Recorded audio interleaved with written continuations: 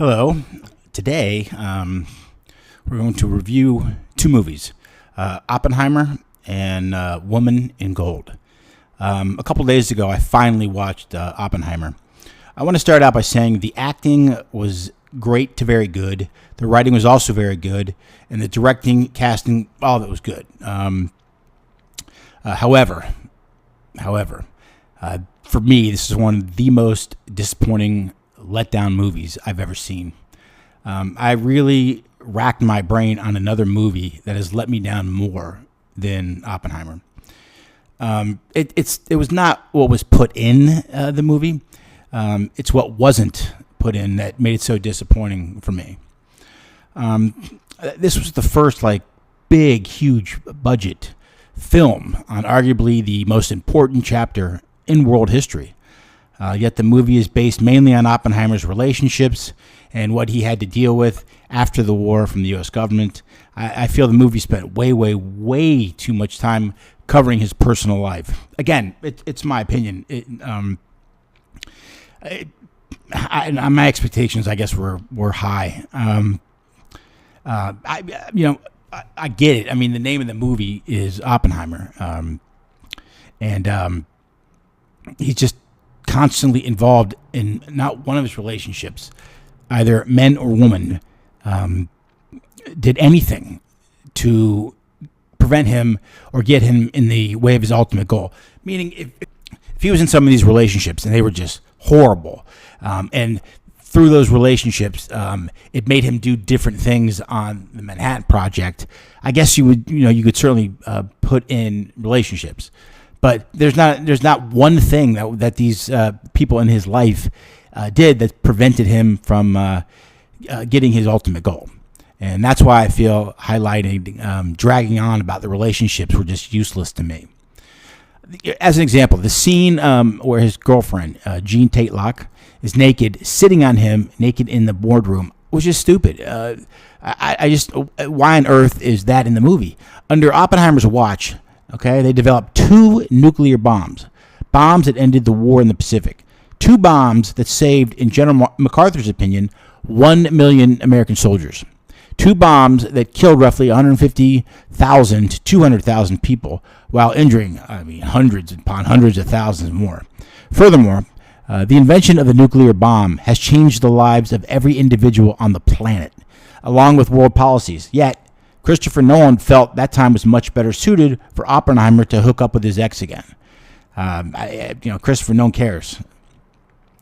I normally enjoy long movies, but this one felt like it was 10 hours. It just wouldn't end. What a terrible take on the Manhattan Project. I know it was Oppenheimer, but again, it's not a bad movie, but this movie could have been epic.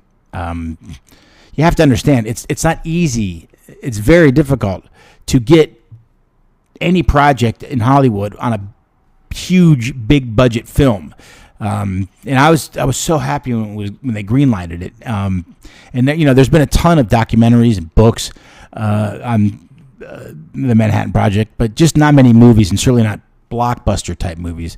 The 1989 movie Fat Man and Little Boy already covered Oppenheimer in the same way Nolan did. Again, had I known most of the movie would be about Oppenheimer's personal life, I probably would have liked it more. Just so many phenomenal stories about all those men and women pulling it off and changing the world with the invention of those bombs. All those brilliant scientists, physicists, construction workers, engineers, mathematicians, and how they were rounded up from all over the planet. Plus, the massive amount of civilians that help with the project. No one ever addresses them in these stories. There was a ton. Anyway, a movie about all the men and women who were brought together to put this massive undertaking, along with all those brilliant scientists who had to continually come up with new formulas, and all this being done under Oppenheimer's leadership. And if done right, you have a blockbuster hit. Those 2 bombs changed the world. That's the movie. His personal relationships and issues with the government, no one cares. And with all the intricacies and moving parts that he had to deal with, and so many different personalities, that's the movie about Oppenheimer. Done right, as mentioned, I think you got a blockbuster. So that's my take on Oppenheimer. Okay, now, on the other hand, here's a movie that I highly recommend, and by now Helen Mirren should be receiving awards all over Europe, Israel, and the United States for her World War II roles over the years, and especially in the movie Golda. What a beautiful, outstanding woman. Thanks, Helen. Anyway, the movie's called Woman in Gold.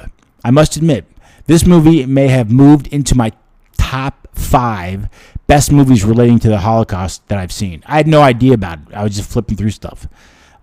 It stars, as mentioned, Helen Mirren, Ryan Reynolds, and an outstanding cast. This movie was directed by Simon Curtis and written by Alexis K. Campbell.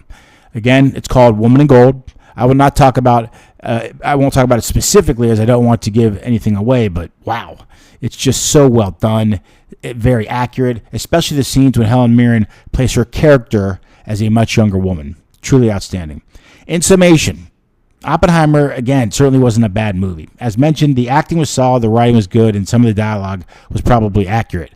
When Oppenheimer was one-on-one with either his girlfriend or wife, I just hate that someone of Nolan's capabilities made so much of this about the love stories and the deceptions in the relationship, instead of making a masterpiece about how they actually made the bomb and how the U.S. was able to get all those scientists to win a war that may have saved up to 1 million lives.